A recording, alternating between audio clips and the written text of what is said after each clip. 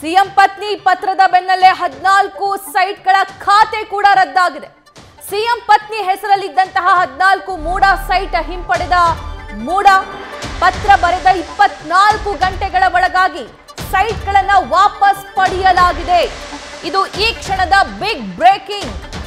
ಮೈಸೂರು ನೋಂದಣಿ ಕಚೇರಿಯಲ್ಲಿ ಸೈಟ್ಗಳನ್ನ ರದ್ದುಪಡಿಸಲಾಗಿದೆ. ಸೈಟ್ ರದ್ದು ಪತ್ರಕ್ಕೆ ಸಹಿ ಮಾಡಿದ ಸಿಎಂ ಪತ್ನಿ ಪಾರ್ವತಿ ಅವರು ನಿನ್ನೆ ರಾತ್ರಿ ತುಂಬಾ ಭಾವನಾತ್ಮಕವಾಗಿರುವಂತ ಪತ್ರವನ್ನ ಬರೆದಿದ್ರು. ಈ ಮೂಡಾದ 14 ಸೈಟ್ಗಳೇನಿದಾವೆ 14 ಸೈಟ್ಗಳು ಕೂಡ ನನಗೆ ಬೇಡ, ಇದನ್ನ ವಾಪಸ್ ಪಡ್ಕೊಂಡ್ಬಿಡ್ಲಿ ಅಂತ ಹೇಳಿ. ಸೊ ಅದು ಈಗ ಮೂಡಾ ಸ್ವೀಕರಿಸಿದೆ ಅನ್ನೋ ಮಾಹಿತಿ ಲಭ್ಯವಾಗ್ತಾ ಇದೆ. ಈ ಬಗ್ಗೆ ಮತ್ತಷ್ಟು ಲೈವ್ ಡೀಟೇಲ್ಸ್ ನೀಡ್ತಾರೆ ನಮ್ಮ ಮೈಸೂರು ಪ್ರತಿನಿಧಿ ರವಿ ಪಾಂಡವಪುರ. ರವಿ, ಈ ಕ್ಷಣದ ಬಿಗ್ ಬ್ರೇಕಿಂಗ್ ಇದು. ನಿನ್ನೆ ರಾತ್ರಿ ಮೂಡಾಗೆ ಪತ್ರ ಬರೆದಿದ್ರು, ಈ 14 ನಿವೇಶನಗಳನ್ನ ವಾಪಸ್ ಪಡ್ಕೊಂಡ್ಬಿಡಿ ಅಂತ ಹೇಳಿ ಸಿಎಂ ಪತ್ನಿ ಪಾರ್ವತಿ ಅವರು.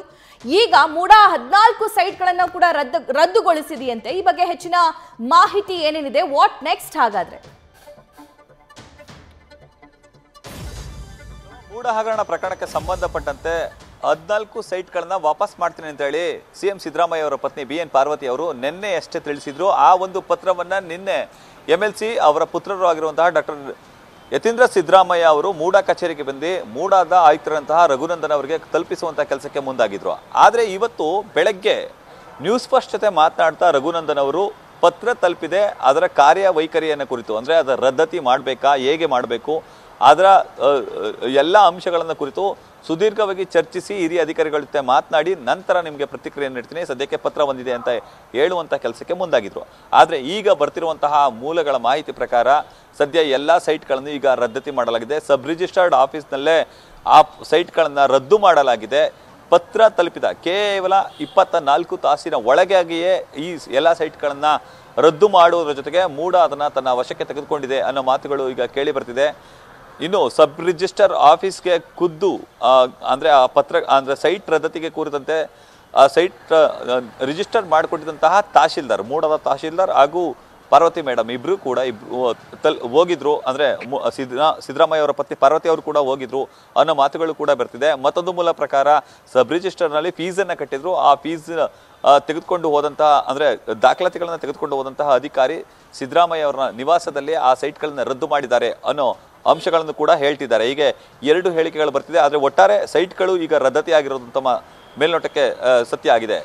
ಸಭಾ ರವಿ, ಇಲ್ಲಿ ಮತ್ತೊಂದು ಕನ್ಫ್ಯೂಷನ್ ಇದೆ. ಇನ್ನೂ ವಿಚಾರಣೆ ಆಗ್ಬೇಕಾಗಿದೆ, ತನಿಖೆ ಆಗ್ಬೇಕಾಗಿದೆ.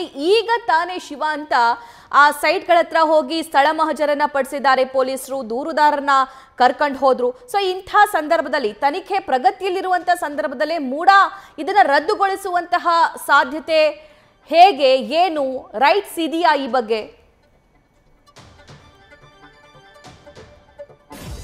ಸಭಾ ನಿಜಕ್ಕೂ ಖಂಡಿತವಾಗ್ಲೂ ಬೆಳಗ್ಗೆ ಅಷ್ಟೇ ದೂರುದಾರರಂತಹ RTI ಕಾರ್ಯಕರ್ತರಂತಹ ಸ್ನೇಹಮಯಿ ಕೃಷ್ಣ ಅವರನ್ನ ಸರ್ವೆ ನಂಬರ್ 464 ಇರುವಂತಹ ಕೆಸರೆ ಗ್ರಾಮದ ಬಳಿ ಕರ್ಕೊಂಡು ಹೋಗಿ ಎಲ್ಲವನ್ನು ಕೂಡ ಪರಿಶೀಲನೆ ನಡೆಸಲಾಗಿತ್ತು. ಆದರೆ ಒಂದೇ ದಿನಕ್ಕೆ ಮೂಡಾದಲ್ಲಿ ಈ ಸೈಟ್ಗಳನ್ನ ರದ್ದು ಮಾಡಬಹುದಾ ಅನ್ನೋದು ಈಗ ಕಾಡ್ತಿರುವಂತಹ ಪ್ರಶ್ನೆ. ಇದಕ್ಕೆ ಸಾಕಷ್ಟು ಟೆಕ್ನಿಕಲ್ ಅಂಶಗಳು ಬೇಕಾಗುತ್ತೆ, ಒಂದಷ್ಟು ತಾಂತ್ರಿಕ ಅಂಶಗಳಿರ್ತವೆ. ಯಾಕಂದರೆ ಅದನ್ನು ಸಭೆಯಲ್ಲಿ ಇಟ್ಟು ಸಭೆಯಲ್ಲಿ ಚರ್ಚಿಸಿ ನಂತರ ಕ್ರಮ ಕೈಗೊಳ್ಳಬೇಕಾ ಅಥವಾ ಏಕಾಏಕಿ ಅಧಿಕಾರಿಗಳು ಅದನ್ನು ರದ್ದು ಮಾಡ್ಬೋದಾ, ಹೀಗೆ ಎಲ್ಲವೂ ಕೂಡ ಈಗ ಗೊಂದಲಮಯವಾಗಿದೆ.